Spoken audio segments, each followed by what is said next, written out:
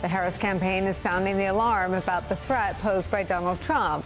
As for Trump, he appears dead set on proving them right. The closing message from the disgraced, convicted, twice impeached, 4 times indicted ex-president is an endless barrage of smears and insults slung at Vice President Kamala Harris, at his political critics, and frankly, anyone standing in the way.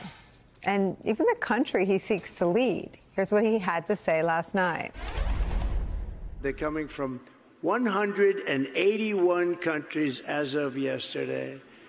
Right, and we're a dumping ground. We're like a garbage can for the world. That's what's happened.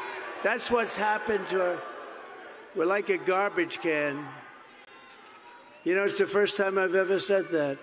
And every time I come up and talk about what they've done to a country, I get angrier and angrier. First time I've ever said garbage can, but you know what? It's a very accurate description. Interesting strategy to refer to the United States of America as a, quote, garbage can for the world when you're the guy who wants to be the president of that garbage can. Here's how Vice President Kamala Harris responded. I also do want to address the comment that Donald Trump made about America being the trash can of the world, whatever he said, something along those lines. You know, it's just another example of how he really belittles our country. This is someone who is a former president of the United States, who has a bully pulpit. And this is how he uses it, to tell the rest of the world that somehow the United States of America is trash. And I think, again, the President of the United States should be someone who elevates discourse and talks about the best of who we are and invests in the best of who we are. Not someone like Donald Trump who's constantly demeaning and belittling who the American people are. Belittling and demeaning the American people is, at this point, something most people have grown numb to, part and parcel of Donald Trump's angry, apocalyptic campaign message. His dark vision of what the country is something that he has made clear he will use to justify taking a wrecking ball to our freedoms and our fellow citizens and our institutions. Team Trump argues that he would be completely unrestrained in doing so if he prevails in November. Here's what former President Barack Obama had to say about the warnings from former Trump officials, General John Kelly and General Mark Milley, at a rally in Georgia last night. Now, I happen to know John Kelly and Mark Miller. They served under me when I was commander-in-chief. These are serious people. This is a decorated soldier and Marine who served in battle. They are not, quote-unquote, woke liberals. They are people who have never, in the past, even talked about politics because they believe that the military should be above politics. But the reason they're speaking up is because they have seen that in Donald Trump's mind, the military does not exist to serve the Constitution or the American people. He doesn't see being commander-in-chief as a solemn, sacred responsibility, just like everything else. He thinks the military exists to do his bidding, to serve his interests. He said if he's elected, he'll use that military to go after, quote, the enemy within, which he defines as anybody who criticizes him or refuses to bend the knee. He can't handle that. And unlike last time, unlike the first time, he won't have people like John Kelly around to stop him. He'll be surrounded by people who are just as loony as he is and who will let him do what he wants.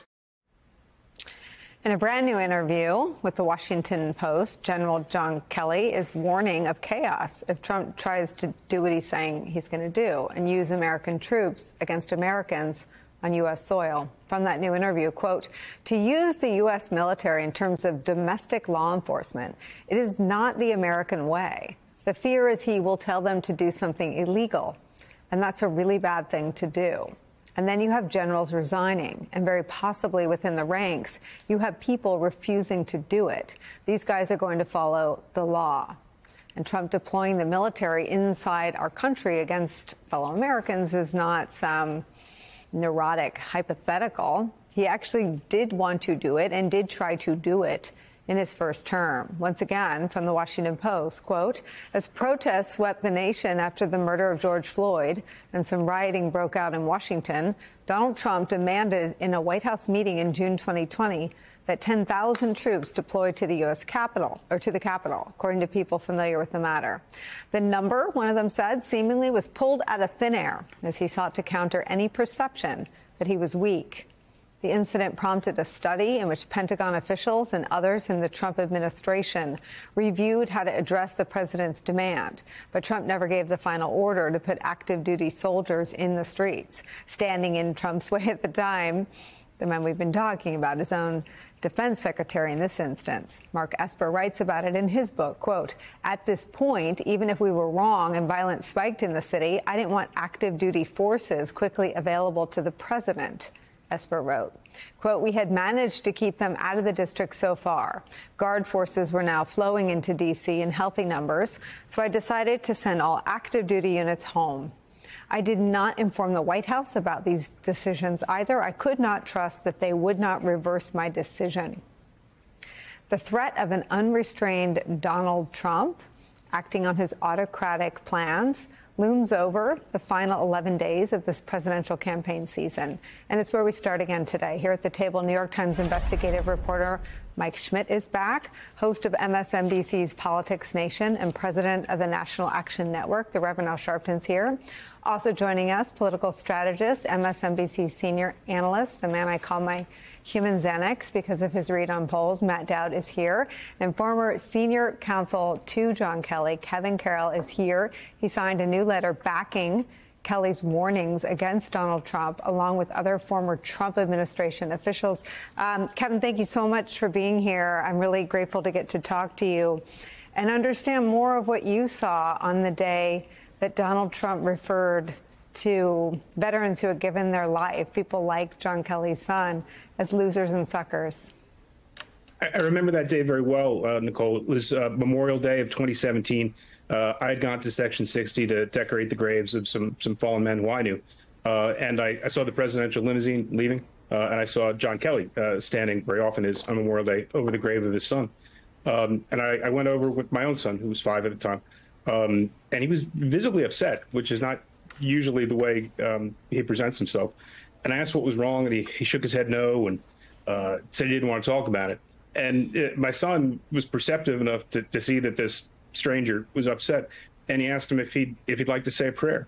And my son and Kelly held hands and said some Hail Marys over his son's grave. And right after we got out of the administration, I was talking to General Kelly and just trading stories about crazy stuff that we had both seen. And he mentioned that Trump had said over his son's grave, what was in it for him? What was in it for these men that gave their lives for our country? And I said, hey, sir, was that the time when I saw you at Arlington, you were upset? And he goes, that's exactly when it was. It's just really shocking and disgusting language coming from a commander-in-chief. The story about your 5-year-old son just about does me in here at the beginning of 2 hours. What do you think and feel about a 5-year-old having more empathy and understanding of service than Donald Trump?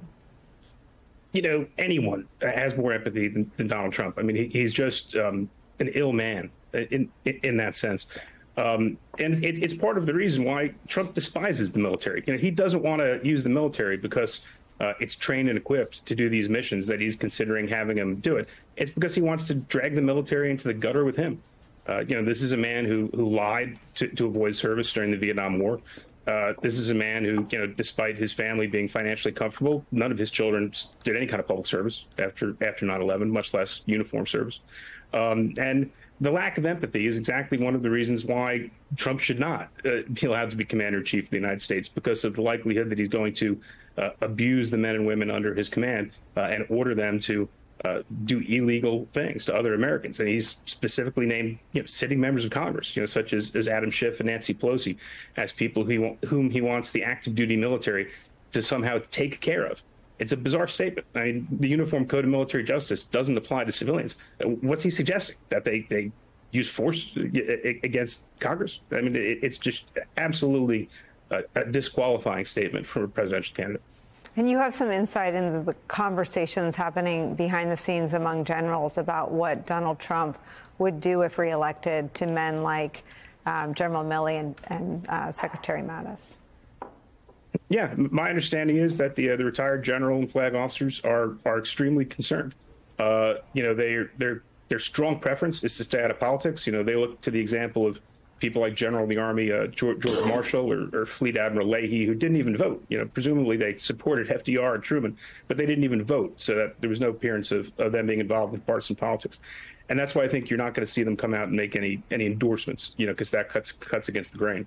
But they're seriously concerned that if he's elected, that Trump will, for example, order General Milley to be returned to active duty and prosecuted under Article 88 of the UCMJ, which criminalizes the use of contemptuous words against the president and other elected officials. That would be, a gross abuse of legal authority. But facially, there's a statute and a regulation that they could use to try to do that, and they're very afraid that he'll do that. And it will just obviously cause a crisis in civil military affairs if we start having political prosecutions by the military of retirees who have bravely and appropriately spoken out against the president.